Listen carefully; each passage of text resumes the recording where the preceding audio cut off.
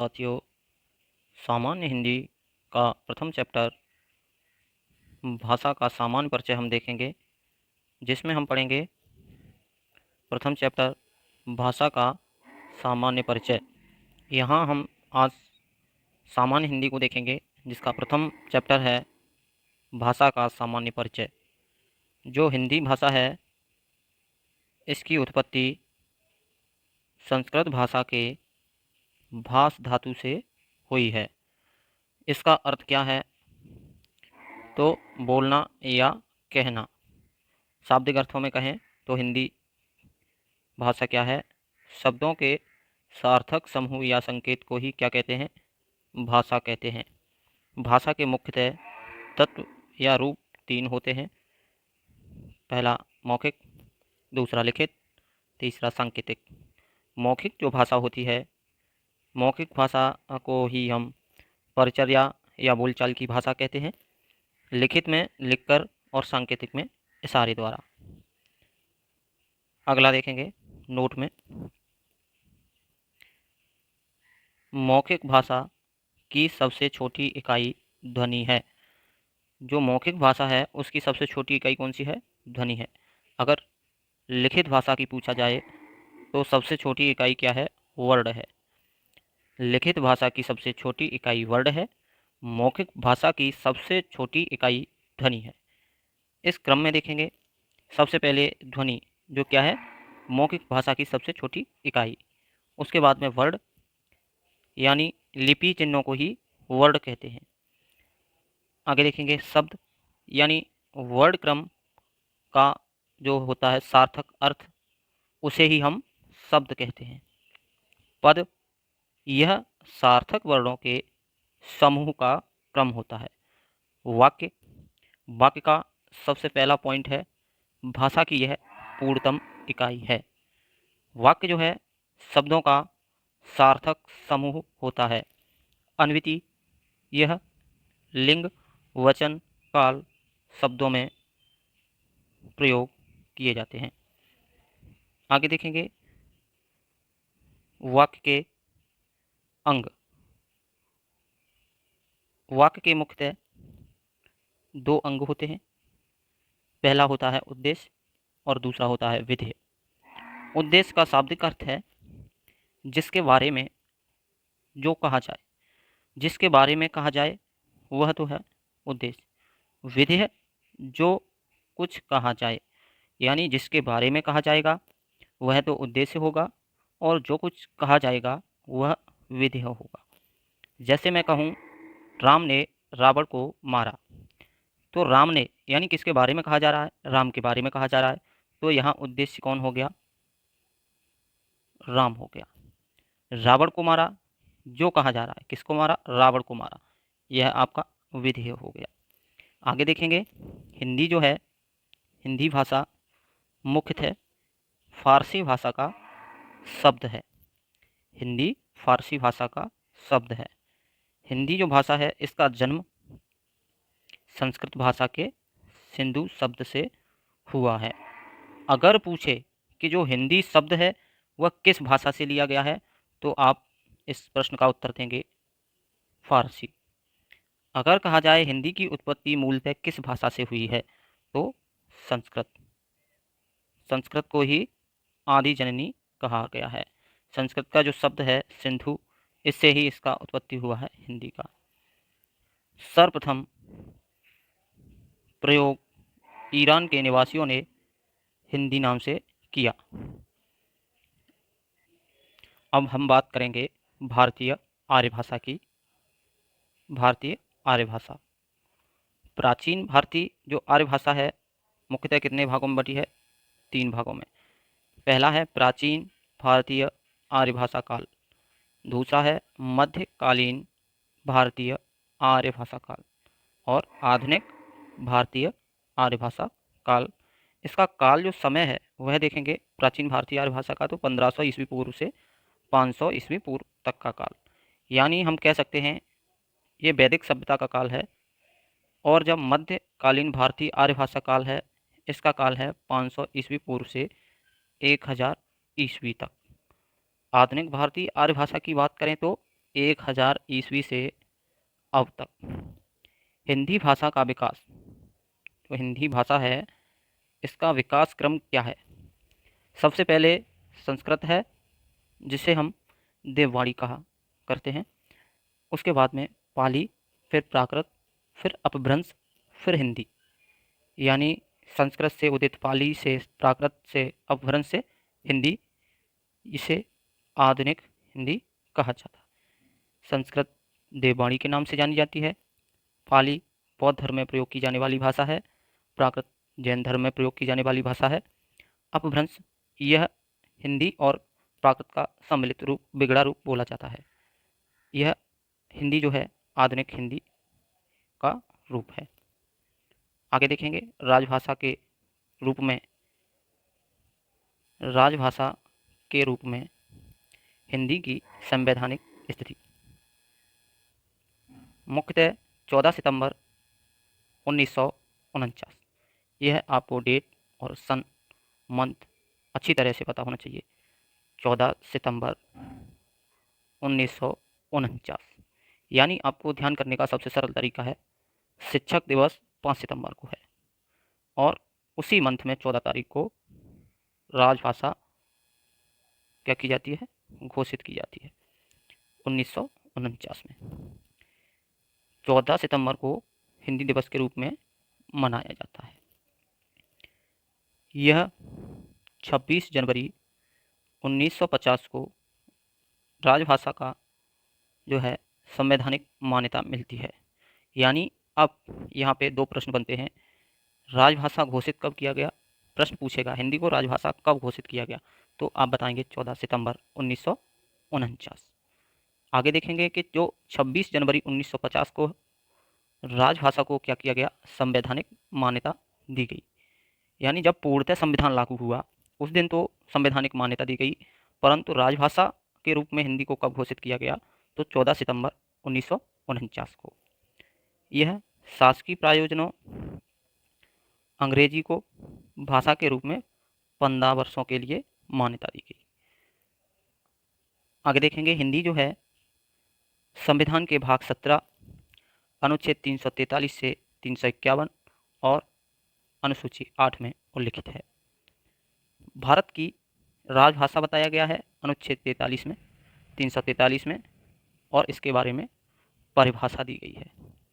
संविधान के 22 भाषाओं में भाग 17 और अनुसूची 8 में 22 भाषाओं का उल्लेख किया गया है। आगे देखेंगे, ये डेट आपको विशेष ध्यान रखनी है, 14 सितंबर 1949, 26 जनवरी 1949 और 7 जून 1955। 7 जून 1955 को देखेंगे, अनुच्छेद 344 के तहत एक राजभाषा आयोग का गठन होता है। प्रथम राजभाषा आयोग का गठन होता है, जिसकी अध्यक्षता वीजी खरे को दी जाती है। आगे देखेंगे देवनागरी लिपि, यह भारतीय लिपि है। इसके अंतर्गत अनेक भारतीय भाषाएं आती हैं।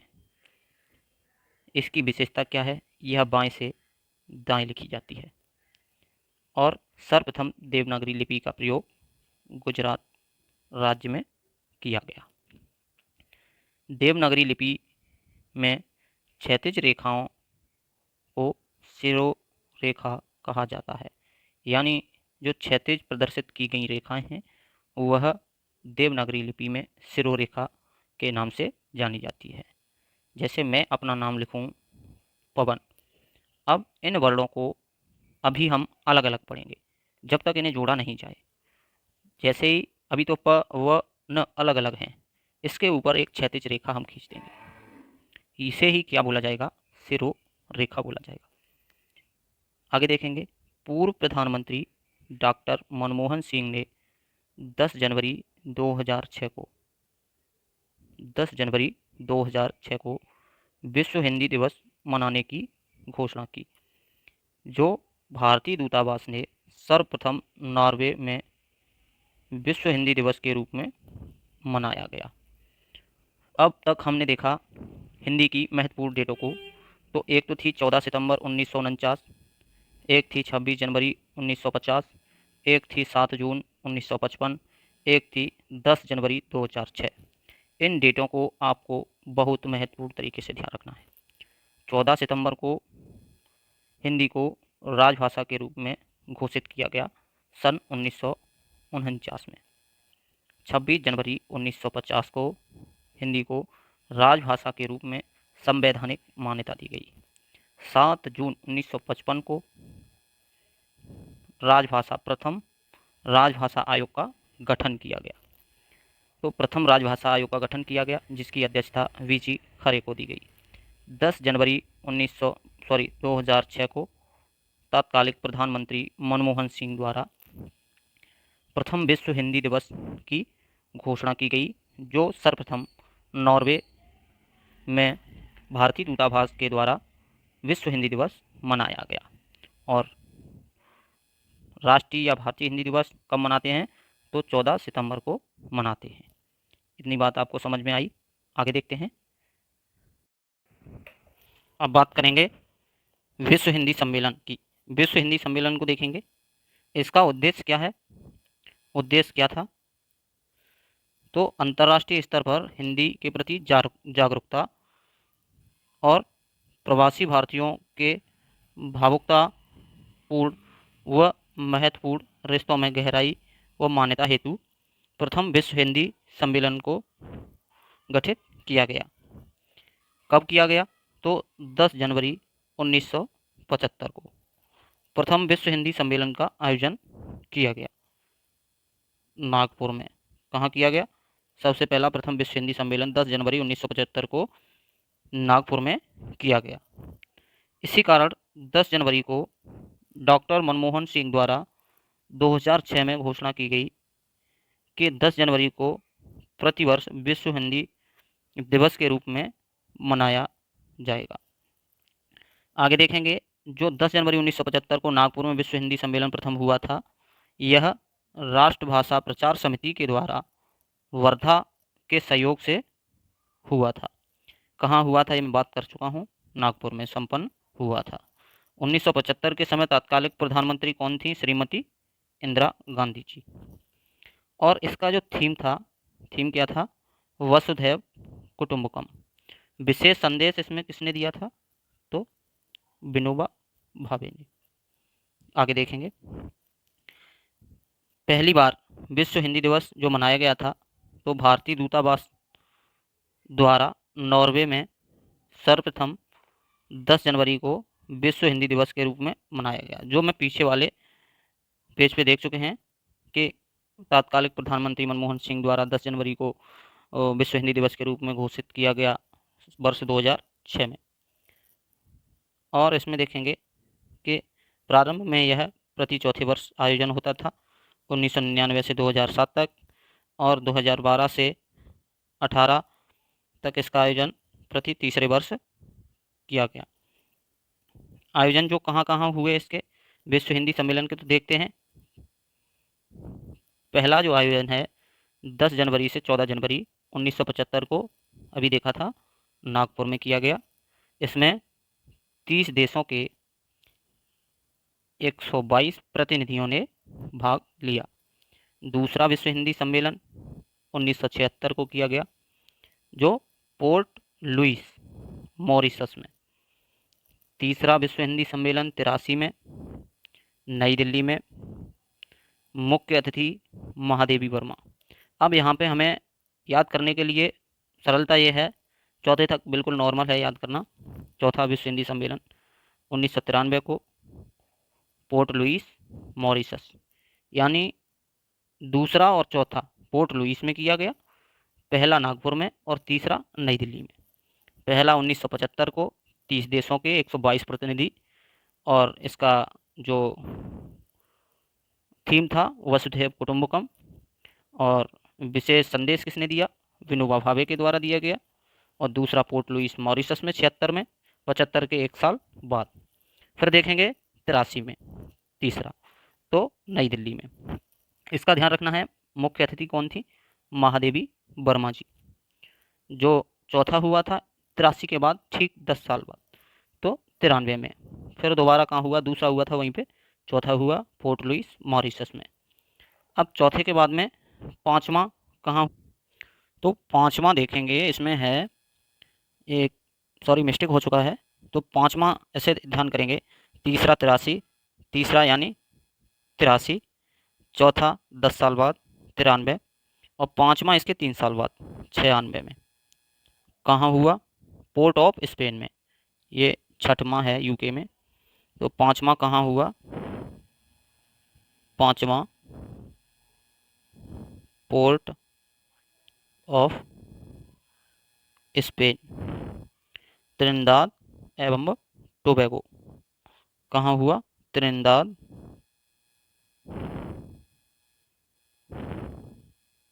एवं टोबैगो। अब पाँचवा हमने पढ़ लिया, पाँचवा जो हुआ था 96 में, 96 के बाद 3 साल बाद हुआ 99 में। तो 99 में छठा विश्व हिंदी सम्मेलन का आयोजन कहाँ हुआ, लंदन यूके में। इसकी जो थीम ध्यान रखनी है हमको, इसकी थीम है हिंदी और भावी पीढ़ी। हिंदी और भावी पीढ़ी इसकी क्या थी, छठे विश्व हिंदी सम्मेलन की थीम थी। हुआ कहाँ पे था, तो लंदन यूके में हुआ था। अब देखेंगे अगला, सातवां विश्व हिंदी सम्मेलन का आयोजन 2003 में पारामारिबो सूरीनाम। आठवां विश्व हिंदी सम्मेलन का आयोजन 2007 में और न्यूयॉर्क यूएसए में। एक आपसे प्रश्न पूछूंगा, 2007 में विश्व हिंदी सम्मेलन से पहले डॉक्टर मनमोहन सिंह द्वारा तत्कालिक प्रधानमंत्री के रूप में विश्व हिंदी दिवस की घोषणा कब की गई और किस वर्ष की गई। तो इसका थीम था आठवां विश्व हिंदी दिवस हिंदी सम्मेलन का, तो 2007 में न्यूयॉर्क यूएसए में इसका थीम था विश्व मंच पर हिंदी। नौवां 2012 में जोहान्सबर्ग में दक्षिण अफ्रीका। 10वां 12 के बाद 3 पंद्रह में भोपाल भारत। 11वां 18 में 2018 में पोर्ट लुइस मॉरिशस, इसका थीम था वैश्विक हिंदी और भारतीय संस्कृति। 12वां 2023 में फिजी में। तो अभी जो लास्ट हुआ है वो कब हुआ है, 2023 में, और कहाँ पे, नॉर्डी फिजी। कौन से देश में, फिजी में। इसकी जो थीम थी, हिंदी पारंपरिक ज्ञान से कृत्रिम बुद्धिमत्ता की। आगे देखेंगे, नोट में देखेंगे, विश्व हिंदी सचिवालय कहाँ है, तो मॉरिशस में। अगर प्रश्न करे कि सबसे ज़्यादा विश्व हिंदी सम्मेलन का आयोजन कहाँ किया गया, वो भी मॉरिशस पोर्ट लुइस में किया गया। 3 बार हुआ है यहाँ पे। और केंद्रीय हिंदी निदेशालय का मुख्यालय कहाँ है, तो नई दिल्ली। केंद्रीय हिंदी संस्थान का, अगर पूछे संस्थान का मुख्यालय कहाँ है, तो आगरा में है।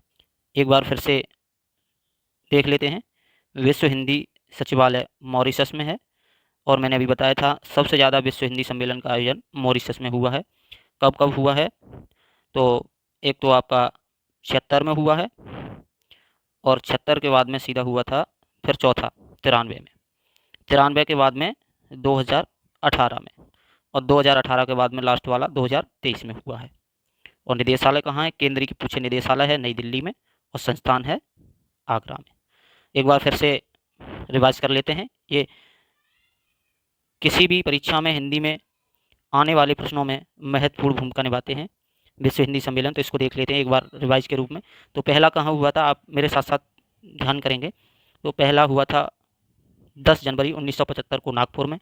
दूसरा कहाँ हुआ था, तो दूसरा हुआ था 76 में और पोर्ट लुइस मॉरिशस में।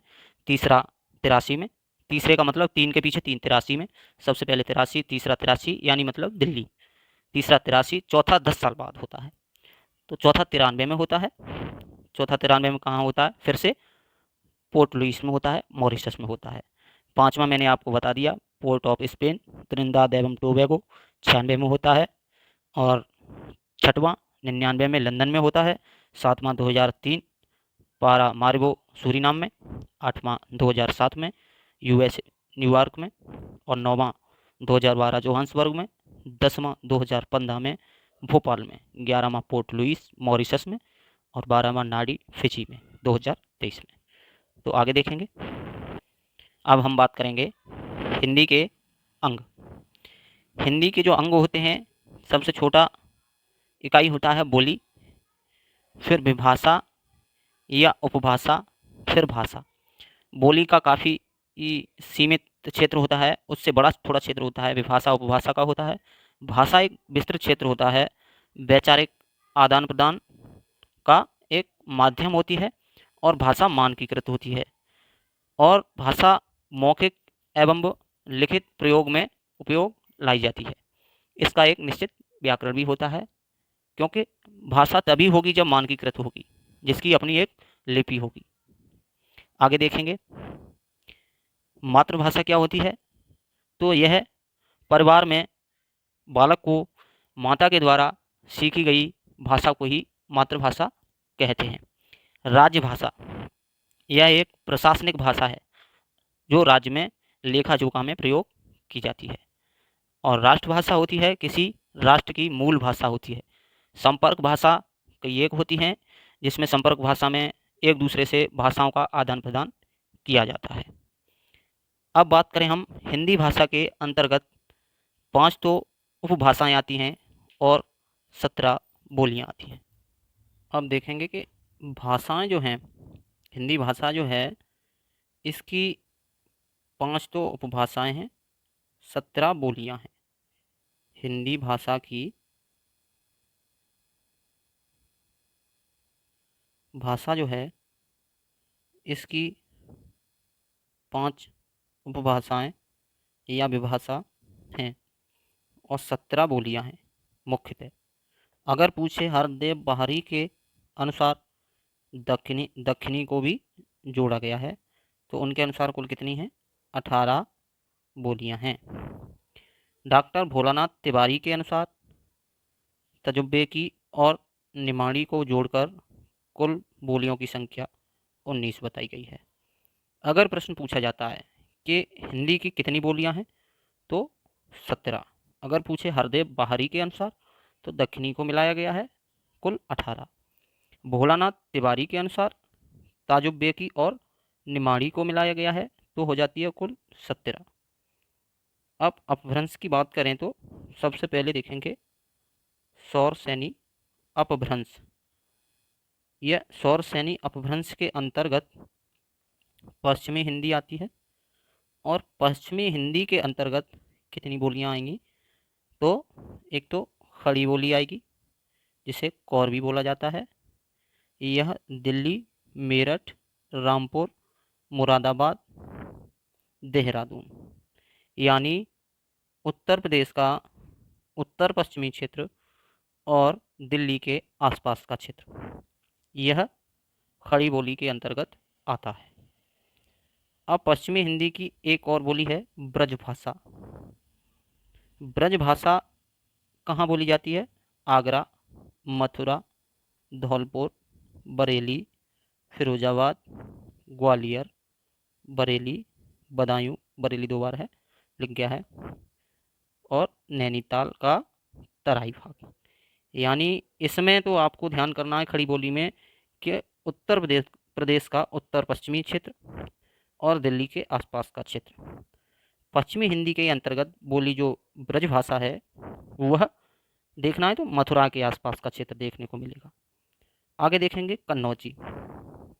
तो कन्नौजी कहाँ बोली जाती है? कन्नौज, इटावा, कानपुर, हरदोई और फर्रुखाबाद। यह विशेष ध्यान रखना है कि कन्नौजी में कभी कभी पूछता है कि कानपुर में कौन सी बोली बोली जाती है। तो कन्नौज के जितने आसपास के ज़िला हैं वहाँ पे कन्नौजी भाषा बोली जाती है। कन्नौज में, इटावा में, कानपुर में, हरदोई में और फिरोजाबाद में। आगे देखेंगे बुंदेली। यह भी पश्चिमी हिंदी के अंतर्गत ही आती है। तो बुंदेलखंड, यानी बुंदेलखंड में कुल 7 ज़िले आते हैं। कौन कौन से? तो बुंदेलखंड में 7 ज़िले आते हैं, उनमें कौन सी बोली जाती है? बुंदेली भाषा बोली जाती है, जैसे हुआ जालौन हुआ, झांसी हुआ, और ललितपुर हुआ, महोबा हुआ, बांदा हुआ, चित्रकूट हुआ और हमीरपुर हुआ। ये 7 जिले जो आते हैं वो बुंदेलखंड के अंतर्गत आते हैं। कुछ मध्य प्रदेश का भी भाग आता है जिसमें बुंदेली बोली जाती है, तो वो है पन्ना, भोपाल, छिंदवाड़ा, होशंगाबाद। आगे देखेंगे बांगरू। तो बांगरू जो पश्चिमी हिंदी की भाषा है वह अंबाला, हिसार, करनाल, रोहतक, पटियाला, हिसार का पूर्वी हिस्सा यानी हिसार और करनाल के आसपास का क्षेत्र बांगरू भाषा बोली जाती है। तो सौर सैनी अपभ्रंश द्वारा उदित पश्चिमी हिंदी भाषा हिंदी बोली उपभाषा के अंतर्गत कितनी बोलियां आती हैं? तो 5 आती हैं। कौन कौन सी आती हैं? एक तो खड़ी बोली आएगी, एक ब्रजभाषा आएगी, एक कन्नौजी आएगी और एक बुंदेली आएगी, एक बांगरू आएगी। तो जो पश्चिमी हिंदी उपभाषा या विभाषा है उसके अंतर्गत 5 बोलियां आती हैं। पूछे कि पश्चिमी हिंदी का किस अपभ्रंश द्वारा उदित हुआ है? तो सौरसैनी अपभ्रंश। ऐसे ही दूसरा है सौरसैनी अपभ्रंश से ही उदित है जो राजस्थानी हिंदी है, विभाषा या उपभाषा। यह इसके अंतर्गत बोलियां आती हैं 4। एक है मारवाड़ी जो पश्चिमी राजस्थानी क्षेत्र में बोली जाती है, मारवाड़ी। ध्यान रखना है यहाँ पे स्थान बहुत कम पूछता है पश्चिमी राजस्थान में कौन सी भाषा बोली जाती है। तो देखेंगे पश्चिमी राजस्थान में मारवाड़ी बोली जाती है। और यह आप देख लेना जोधपुर, बीकानेर, जैसलमेर, मेवाड़, किशनगढ़ में बोली जाती है। ऐसे ही मेवाती। मेवाती जो भाषा है राजस्थान के उत्तरी क्षेत्र में बोली जाती है। जो मेवाती बोली है वह कहाँ बोली जाती है? तो राजस्थान के उत्तरी क्षेत्र में। इसका प्रभाव दिल्ली में भी थोड़ा बहुत देखने को मिलता है, गुड़गांव में भी, अलवर में भी, भरतपुर में भी। सबसे ज़्यादा पूछी जाने वाली राजस्थानी हिंदी से तो ढूंढाही या जयपुरी, यह पूर्वी राजस्थान में बोली जाने वाली बोलियां हैं। तो जयपुर, अजमेर, किशनगढ़, बूंदी, कोटा, सवाई माधोपुर, हाड़ौती में बोली जाने वाली उपबोली है। मालवी दक्षिणी राजस्थान में। अब आपको याद करने का सबसे सरल तरीका है कि जो राजस्थानी हिंदी सौरसैनी अपभ्रंश से उदित है और इसमें 4 उपबोलियां आती हैं। जो मेवाती है ये उत्तर में है, मालवी है ये दक्षिण में है और मारवाड़ी है वो पश्चिम में है, डूडाई या जयपुरी पूर्व में है। आगे देखेंगे, आगे है भारत में सबसे ज़्यादा हिंदी बोली जाती है। दूसरे स्थान पर बोले जाने वाली भाषा बांग्ला है, तीसरे पर मराठी, फिर तेलुगु, फिर तमिल। यानी सबसे पहले हिंदी, दूसरे पे बांग्ला, तीसरे पे मराठी, चौथे पे तेलुगु, फिर तमिल। तमिल का स्थान है 5वां। अब देखेंगे मगधी। जो उपभाषा मगधी या विभाषा मगधी अपभ्रंश से उदित है वो है बिहारी हिंदी। अब मगधी क्यों नाम पड़ा भाई? ये मगध के आसपास का क्षेत्र है तो इसे बिहार में है, इसे बिहारी हिंदी बोला गया और मगधी अपभ्रंश से उदित है। इसका जो बोलियां हैं इसके अंतर्गत 3 आती हैं, मगही आती है, मैथिली आती है और भोजपुरी आती है। यानी बिहार में ही जो आसपास के क्षेत्रों में बोली जाने वाली भाषा है वो बिहारी हिंदी। इसका नाम किसने दिया था? नामकरण विशेष ध्यान रखना गियर्सन ने दिया था। मगही पटना, गया, नालंदा, मुंगेर, औरंगाबाद, हजारीबाग, भागलपुर, रांची, पलामू। पूछता है पलामू झारखंड में है, पलामू में कौन सी भाषा बोली जाती है? रांची झारखंड में है तो बिहारी हिंदी। अब मैथिली दरभंगा, सीतामढ़ी, मधुबनी, समस्तीपुर, वैशाली, मुजफ्फरपुर। भोजपुरी बलिया, देवरिया, मिर्ज़ापुर, बनारस, आरा, गाजीपुर, बस्ती। यानी उत्तर प्रदेश का पूर्वी जिले जो हैं उसमें भोजपुरी बोली जाती है। अब अर्धमगधी, अर्धमगधी में पूर्वी हिंदी आती है। पूर्वी हिंदी के अंतर्गत कितनी बोलियां हैं? तो 3 हैं। एक अवधी कौशली या वैशवाड़ी, यानी अवधी को कौशली के नाम से भी जाना जाता है, यानी अवध, और कौशली वैशवाड़ी के नाम से जानी जाती है। यह फैजाबाद, जो अयोध्या का प्राचीन नाम है, अयोध्या से पहले इसका नाम क्या था? फैजाबाद था। और लखनऊ, लखनऊ का प्राचीन नाम लखनौती, रायबरेली और बाराबंकी में बोली जाती है। बघेली जो है छत्तीसगढ़ में बोली जाने वाली भाषा है, पूर्वी हिंदी के अंतर्गत आती है। रीवा, जबलपुर, बांदा, चित्रकूट, शहडोल, ये क्षेत्र हैं जो पूर्वी हिंदी के अंतर्गत बघेली उपबोली बोली जाती हैं। छत्तीसगढ़ी, यह रायपुर, रायगढ़, बिलासपुर, दुर्ग में बोली जाती है। अब देखेंगे खस अपभ्रंश, यह पहाड़ी हिंदी है। यह कहाँ कौन कौन सी है इसके अंतर्गत? एक गढ़वाली है, एक कुमायूनी है। गढ़वाली देहरादून, टेहरी, हरिद्वार, रुद्रप्रयाग में गढ़वाली बोली जाती है। कुमायूनी में नैनीताल में बोली जाती है, अल्मोड़ा में, पिथौरागढ़ में बोली जाती है। अब हम देखेंगे विराम चिन्हों को। विराम चिन्ह के बारे में देखेंगे तो विराम जो है इसका अर्थ होता है ठहरना या रुकना। पंडित कामता प्रसाद गुरु द्वारा इनकी संख्या 20 बताई गई है और इन्होंने इसे बताया है अंग्रेजी भाषा से लिया गया है। पूर्ण विराम को छोड़कर, यानी जब आपने देखा होगा जो वैदिक ग्रंथों और अन्य महत्वपूर्ण संस्कृत ग्रंथों प्राचीन इतिहास में लिखे गए, उसमें पूर्ण विराम विराम का उपयोग किया। अब देखेंगे पूर्ण विराम। पूर्ण विराम का जो चिन्ह है ऐसे, पूर्ण वाक्य के अंत में आता है, यानी सेंटेंस जब पूरा हो जाए उसके बाद में पूर्ण विराम को लगाया जाता है। प्राचीन भाषा के पदों में यति के स्थान पर प्रयोग किया जाता था। अगला चिन्ह देखेंगे अल्प विराम। अल्प विराम कैसे बनता है? ये अल्प विराम कहाँ उपयोग होता है?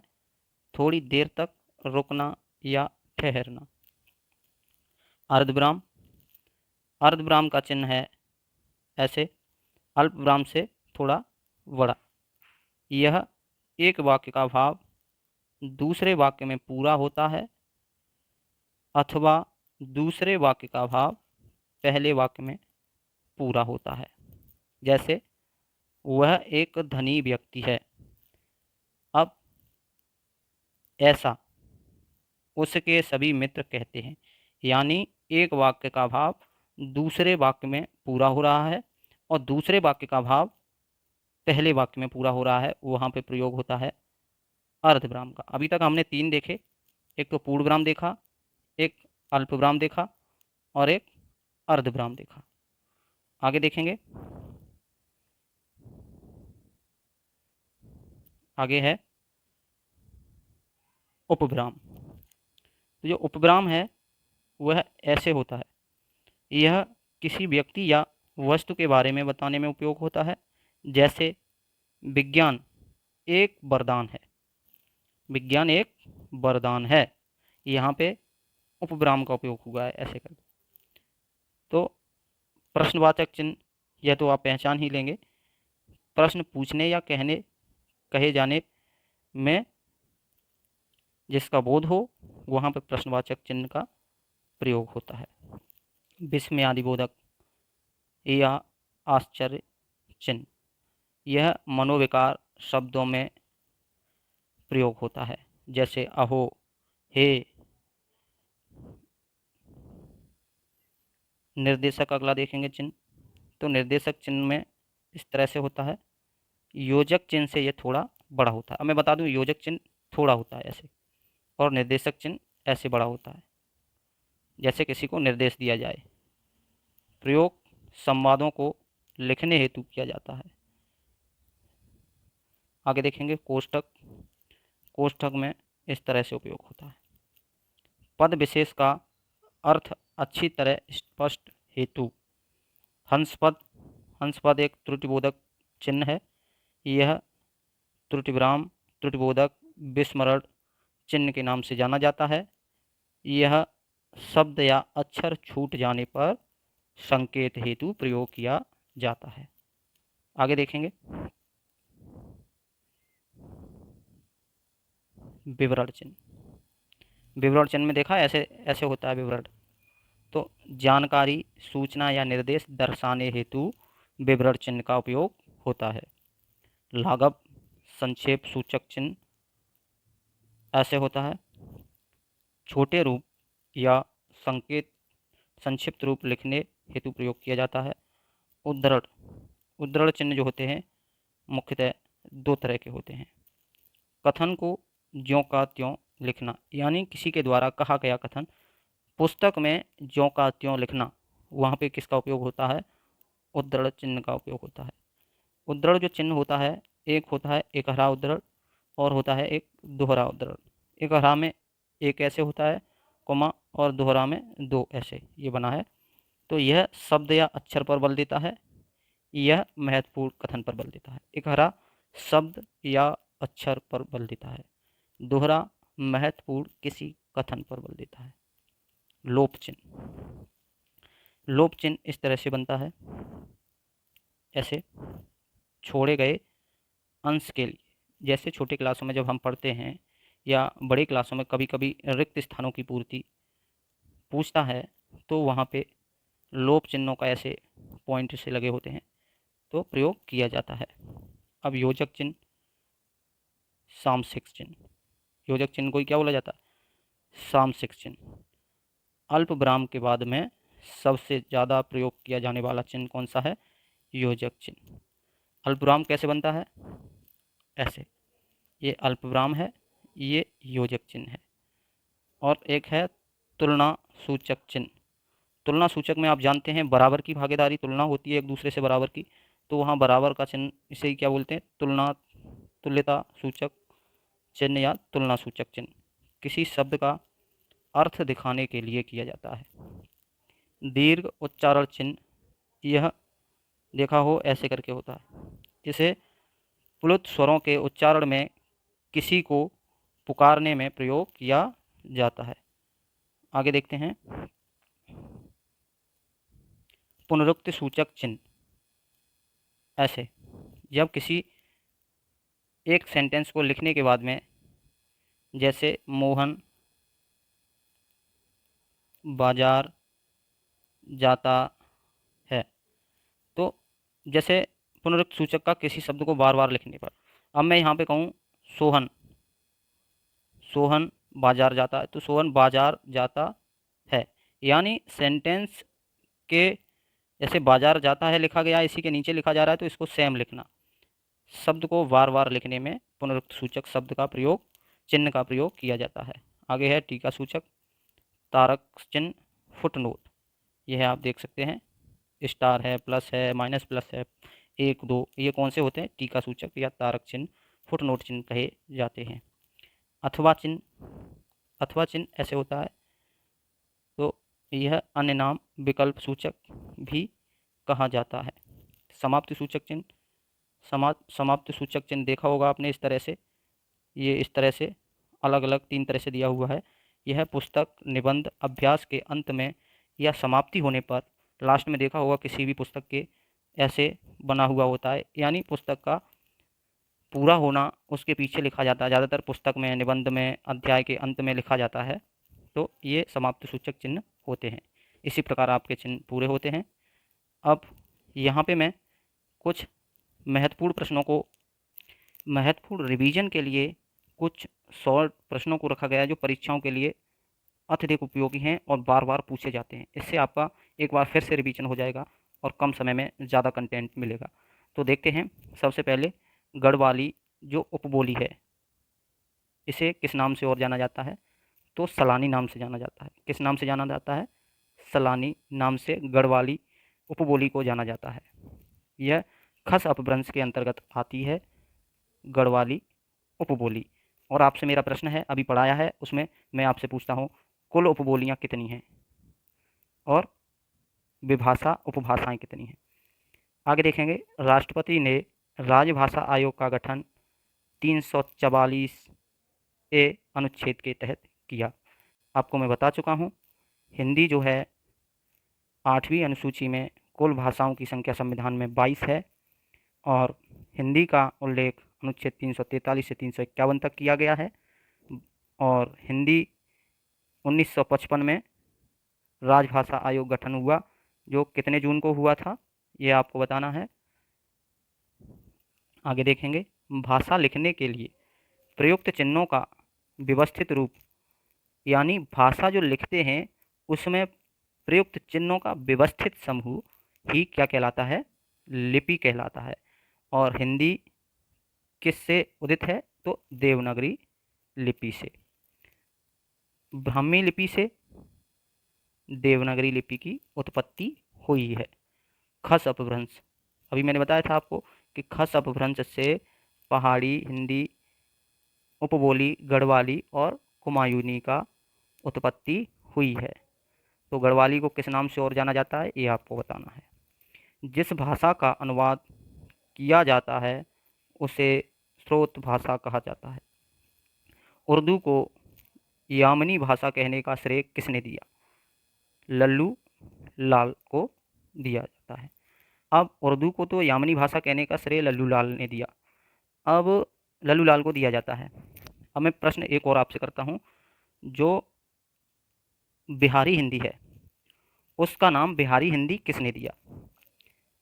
ये मैं प्रश्न इसलिए कर रहा हूँ कि आपका रिवीजन भी होता जाए और आपको एग्ज़ाम में कोई दिक्कत भी ना हो, और याद करने में जब 2 पॉइंटों की बात की जाती है तो बहुत जल्दी याद होता है। आगे देखेंगे, जयपुरी, जयपुरी का राजस्थान स्थानीय नाम क्या है, रूड़ाही। और जयपुरी राजस्थानी हिंदी के अंतर्गत आती है और किस राजस्थानी क्षेत्र से बोली जाने वाली भाषा जयपुरी है ये आपको बताना है। अब मैं ही बता दे रहा हूँ वो कौन सी है, पूर्वी राजस्थानी। आधुनिक भारतीय आर्य भाषा का विकास 1000 ईस्वी से अब तक का है, परंतु अगर पूछा जाए कि जो हिंदी आर्य भाषाएं हैं, भारतीय आर्य भाषा हिंदी भाषाओं का उदय है कैसे कैसे हुआ, तो 3 तत्वों में हुआ, 3 भागों में कैसे हुआ, प्राचीन भारतीय आर्य भाषा और मध्यकालीन भारतीय आर्य भाषा, आधुनिक भारतीय आर्य भाषा, यह आपको बताना है। अब देखेंगे, लौकिक संस्कृत के बाद में उदित भाषा, पाली, फिर प्राकृत, फिर अपभ्रंश, फिर हिंदी, ये क्रम है। नागरी लिपि की दक्षिण में कहा जाता है नंदी नागरी, कहा जाता है नागरी लिपि को दक्षिण में क्या कहा जाता है, नंदी नागरी। मराठी भाषा लिपि किस लिपि में लिखी जाती है, मराठी लिपि में लिखी जाती है। अभी तो हिंदी वर्सेस मराठी में बहुत मतभेद चल रहा है, देखा होगा महाराष्ट्र में बहुत ज़्यादा ये चल रहा है अभी। तो पुरानी हिंदी उर्दू और अंग्रेजी के मिश्रण से उत्पन्न नई जबान हिंदुस्तानी भाषा, भाषा को बोलते समय उतार चढ़ाव को अनुतान कहते हैं, यानी भाषा के बोलने में उतार चढ़ाव को अनुतान कहते हैं। प्रश्न पूछे जाते हैं, इसलिए मैं आपको ये रिवाइज करा रहा हूँ, बहुत बहुत मेहनत से बना हुआ नोट्स है भाई। अगर आप सपोर्ट करते हैं, आपको वीडियो अच्छा लगता है तो प्लीज़ आपसे रिक्वेस्ट है कि आप कमेंट में अच्छा बताइए, और अगर आपको वीडियो में कोई दिक्कत लगती है तो आप निस्संदेह बिल्कुल कमेंट में बताइए कि आप यहाँ पे मिस्टेक कर रहे हैं, तो मैं कोशिश करूँगा आगे जो वीडियो बनाऊँ उसमें सुधार करूँ। भाषा क्रम में सबसे ज़्यादा बोली जाती है, पीछे मैं जितने रिवाइज करा चुका हूँ आपको, जितना मैं पढ़ा चुका हूँ उसका रिवीजन करा रहा हूँ, क्योंकि उससे आपका डबल रिवीजन अभी हो जाएगा, और जब आप खुद पढ़ेंगे तो और ज़्यादा रिवीजन होगा और आपको चीज़ें अच्छे तरीके से याद हो जाएंगी। जैसे सबसे ज़्यादा हिंदी, भारत में सबसे ज़्यादा हिंदी बोली जाती है, फिर बंगाली, फिर मराठी, फिर तेलुगु, फिर तमिल। अब आगे देखेंगे, हिंदी को राष्ट्रभाषा घोषित करने वाले हिंदी भाषी प्रस्तावक कौन थे। तो हिंदी को जो राष्ट्रभाषा घोषित करने का प्रस्ताव दिया था कौन थे, गोपाल स्वामी अयंगर। आगे, कृष्णायन को मुख्य किस भाषा में लिखा गया, अवधी में। जो कृष्णायन है उसे किस भाषा में लिखा गया, अवधी में। आगे है उत्तम पुरुष एक वचन के स्थान पर उत्तम पुरुष बहुवचन किस में उपयोग होता है? तो अवधी भाषा में। बुंदेली बोली के अंतर्गत कौन सी उपभाषा आती है? तो लोधांती। हिंदी आकृति की दृष्टि से किस प्रकार की भाषा है? तो ये श्लिष्ट योगात्मक भाषा है। बंगला का कृत्रिम रूप ब्रजबुली है। आगे देखेंगे, बांग्ला का कृत्रिम रूप कौन सी है? ब्रजबुली। ब्रजभाषा नहीं, बांग्ला का जो कृत्रिम रूप है वो क्या कहलाता है? ब्रजबुली। आरंभ में किस भाषा पिंगल नाम से जानी जाती है? तो ब्रजभाषा पिंगल नाम दिया गया। सॉरी, ब्रजभाषा जो है आरंभ में किस भाषा पिंगल नाम दिया गया? तो ब्रजभाषा को। पहाड़ी हिंदी का विकास किस अपभ्रंश से हुआ? अभी मैंने बताया था कि खस अपभ्रंश से दो उपभाषाएं हुई, बोलियां, जो कौन कौन सी थी अभी बताया था आपको, गढ़वाली और कुमायूनी। पहाड़ी हिंदी के अंतर्गत आती हैं, खस अपभ्रंश से उदित हैं। किस बोली में ने पर सर लगाया जाता है? तो खड़ी बोली में। हिंदी शब्द किसका दिया हुआ है? ईरानियों का। तो ईरानियों ने हिंदी शब्द किसका दिया हुआ है? ईरानियों का। और उदित कैसे हुआ हिंदी का? तो सिंधु नदी के द्वारा। हरियाणवी बांगरू बोली किस अपभ्रंश की है? तो पश्चिमोत्तर सौरसैनी अपभ्रंश की बोली है। और मैं पूछूं आपसे, आपको इसका बताना है, जो पश्चिमी सौरसैनी अपभ्रंश है, बांगरू बोली को किस नाम से और जाना जाता है? तो आगे देखेंगे, भारत के उच्चतम न्यायालय तथा उच्च न्यायालयों की भाषा संबंधी निर्देश कौन से अनुच्छेद में है? 348 में। अभी मैं बात करूंगा कि जो उच्चतम न्यायालय उच्च न्यायालयों की भाषा संबंधी निर्देश तो 348 में है। अगर पूछूं 343 में हिंदी की परिभाषा, राजभाषा की परिभाषा का उल्लेख किया गया है। और 344 में राष्ट्रपति ने प्रथम राजभाषा आयोग का गठन किया, जिसकी अध्यक्षता बीजी खरे ने की थी। और कब की थी? 7 जून 1955 को। आगे देखेंगे, भारतीय संविधान के किस अनुच्छेद में विधानमंडल में प्रयुक्त होने वाली भाषा के बारे में उल्लेख किया गया है? तो 210 अनुच्छेद, ये आपको ध्यान रखना है। 210, 344, 343, 348। और अभी मैंने बताया था केंद्रीय हिंदी निदेशालय अगर पूछेगा तो नई दिल्ली में, स्थापना 1960 में। अगर संस्थान पूछेगा केंद्रीय हिंदी संस्थान तो कहाँ पे होगा? आगरा। कहाँ पे होगा? आगरा। अपभ्रंश भाषा का काल है, अपभ्रंश भाषा का बिगड़ा काल कहा गया है, इसे बिगड़ा रूप कहा गया है हिंदी का। तो 500 से 1000 ईस्वी के बीच का काल। किस बोली में कर्ता कारक की विभक्ति का प्रयोग नहीं होता? अवधि में। ब्रज, अवधी, कन्नौजी उत्तर प्रदेश में बोली जाती हैं, बखेली नहीं। बखेली कहाँ बोली जाती है? छत्तीसगढ़ में। मगर आती किसके अंतर्गत है? अवधी। बघेली किसके अंतर्गत आती है? तो पूर्वी हिंदी के अंतर्गत। और पूर्वी हिंदी किस अपभ्रंश से उदित है? तो अर्धमगधी। लहदा और पंजाबी का उद्भव किस अपभ्रंश से हुआ है? ध्यान रखना है, पंजाबी का अपभ्रंश। बैसाची। डॉक्टर भोलानाथ तिवारी लहदा और पंजाबी भाषा की उत्पत्ति क्रमशः कैके एवं टक अपभ्रंश से मानते हैं। भोलानाथ तिवारी के अनुसार है पंजाबी भाषा की लहदा और पंजाबी भाषा की, लहदा की कैके और पंजाबी की टक। ब्राचड़ अपभ्रंश से किस भाषा की उत्पत्ति हुई है? सिंधी भाषा की उत्पत्ति हुई है ब्राचड़ अपभ्रंश से। तो यहाँ पे ये प्रथम चैप्टर पूरा हुआ। इसी के तहत अब आप बताएंगे कि आपको ये क्लास कैसा लगा। अगर अच्छा लगा हो तो प्लीज़ कमेंट में ज़रूर बताइए।